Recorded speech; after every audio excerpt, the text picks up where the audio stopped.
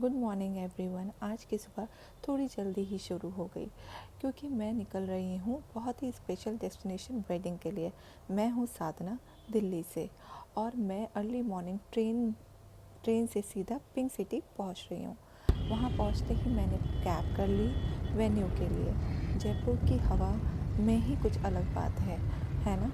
रास्ते भर बस यही सोचती रही थी कि काम और ट्रैवल जब मिलते हैं तो थकान थोड़ी कम हो जाती है और एक्साइटमेंट ज़्यादा हो जाती है। मैं कैब से सीधे वेन्यू में पहुंचती हूँ और वेन्यू था हमारा थोड़ा सिटी से दूर, और लोकेशन थी सिटी प्राइड अंबर करके था। सिटी अंबर मुझे एग्जैक्टली याद नहीं है। और उसके बाद यहाँ पे मैं पहुँचती हूँ और ये गेट पे एंटर कर रही हूँ। ओके, तो ये प्राइड अंबर विला था एंड ये बहुत ही सुंदर और बहुत ही अच्छा प्लेस वेन्यू था। और डेस्टिनेशन वेडिंग के लिए I am giving 100 of 100 because place बहुत अच्छा था, वेन्यू बहुत अच्छा था, खाना भी बहुत अच्छा था। मैं यहाँ पे 2 दिन के लिए थी क्योंकि मेरी ब्राइड भी लखनऊ से है, लेकिन उनकी वेडिंग डेस्टिनेशन थी तो उन्होंने मुझे अपने सारे फंक्शन के लिए बुक कर रखा था। तो बहुत ही बहुत ही सुंदर सा वेन्यू था। जैसे आप देख रहे हो मैं बस पहुंच ही रही हूँ और यहाँ पहुंचते ही कुछ राजस्थानी डांस वांस हुआ था जो मैं कैप्चर नहीं कर पाई।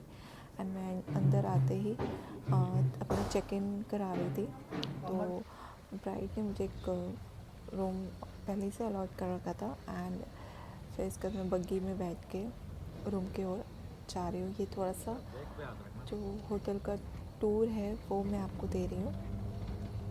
काफ़ी सुंदर है।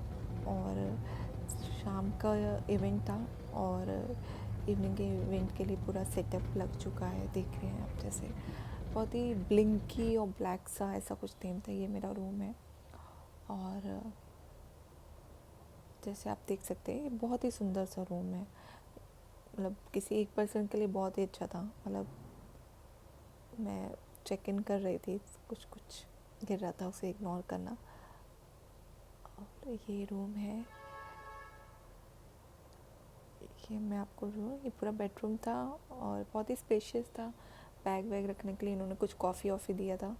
सो और ये वॉशरूम था, वॉशरूम भी काफ़ी अच्छा था। एंड काफ़ी अच्छा होटल था, मतलब जैसे देख सकते हैं। फिर मैं लंच कर रही क्योंकि मैं सुबह सुबह निकल गई थी तो मैंने कुछ खाया नहीं था। मुझे बहुत तो तेज़ भूख लग रही थी और मैंने सादा दाल चावल खाया। एंड फिर उसके बाद मैं चली गई ब्राइड के रूम। यहाँ पे मैंने अपना एक हेयर स्टाइलर बुलाया था जो जयपुर से ही था। एंड फिर वहाँ पहुँचते ही हेयर स्टाइलर थोड़ा ब्राइड को पैम्परिंग कर रहा था और मैं मेकअप का पूरा सेटअप लगा रही थी। जैसे आप देख सकते हो मैंने पूरा सेटअप लगा लिया था। फिर मैं ब्राइड से पूछती हूँ आपको कैसा मेकअप करना चाहिए, तो ये देखिए क्या बोलती हैं वो। Hi Mansi. Hello, so today is your Sangeet. Okay, so what look you want? So I have a very heavy glittery lehenga. So I think makeup thoda toned down, subtle but still glam. Glam, because रात में party करनी Yes, है। रात में party करनी है. True and to tone, no changes in complexion वगैरह. Good good, Eyes we can do थोड़ा सा glam glitter. Okay fine. So करते हैं फिर। Sure. फिर मैं मेकअप स्टार्ट कर देती हूँ। ये मेरी ब्राइड मानसी हैं, ये लखनऊ से हैं। और पहले मैं थोड़ा स्किन पेपरिंग करती हूँ और स्किन पेप्स करने के बाद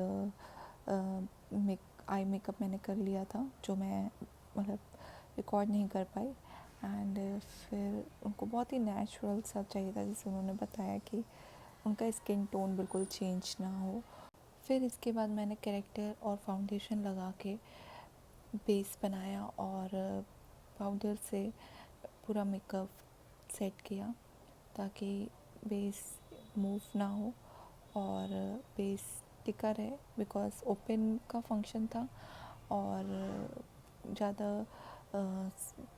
मतलब थोड़ी बहुत गर्मी स्टार्ट हो गई थी और फिर इसलिए अच्छे से वो पूरा मेकअप सेट करना था कि मेकअप बिल्कुल भी पैची और रिमूव ना हो अपने जगह से। तो फिर मैं उसको अच्छे से सेट कर रही थी। मेकअप सेट करना भी बहुत ही मतलब एक टेक्निक है आप जितना उसको टाइम देते हैं उतने अच्छे से वो सेट होता है।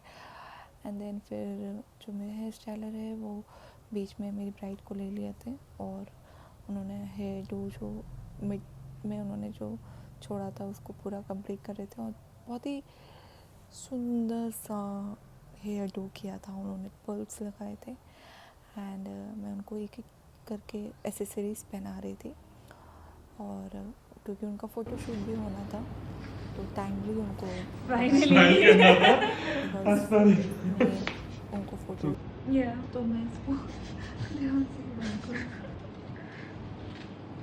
हो गया लॉक। मेरी हाँ। ब्राइड रेडी हो गई थी एंड आप ये लुक देखिए, पूरा बहुत ही प्यारा सा लुक था।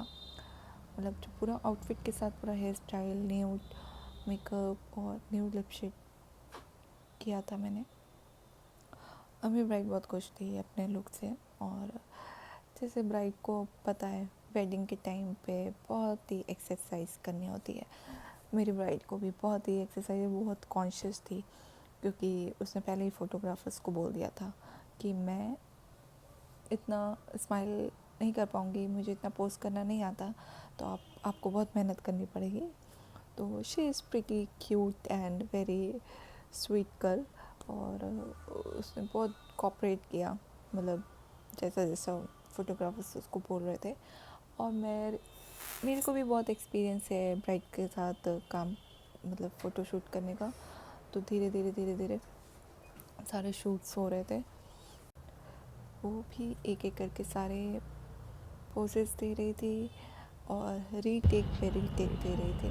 1 2 3 start. Move.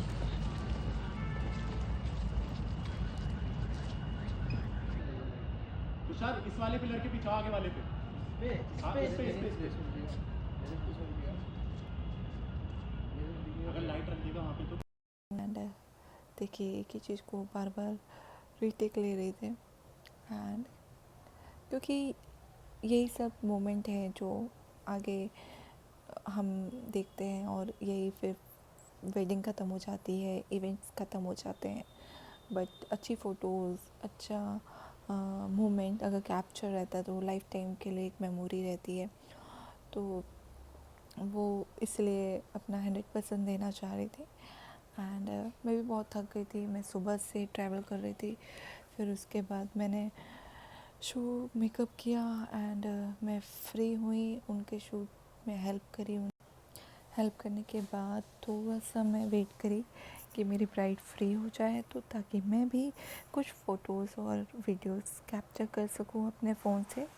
तो जैसे वो फ्री होती हैं तो मैंने कुछ वीडियोस और फ़ोटोज़ अपनी ब्राइड के लिए for my page. After shoot मैं अपने रूम में चली गई बिकॉज़ मैं सुबह से ट्रैवल कर रही थी और नेक्स्ट डे इनका हल्दी का लुक था और हल्दी का मेकअप करने के लिए मुझे अर्ली मॉर्निंग उठना था। तो मैं अपने रूम में चली गई, उसके बाद मैंने कुछ शूट नहीं किया। और आपको आगे के वीडियोस और मेकअप देखने हैं और आगे का ब्लॉग देखना है तो please like and subscribe me. Bye.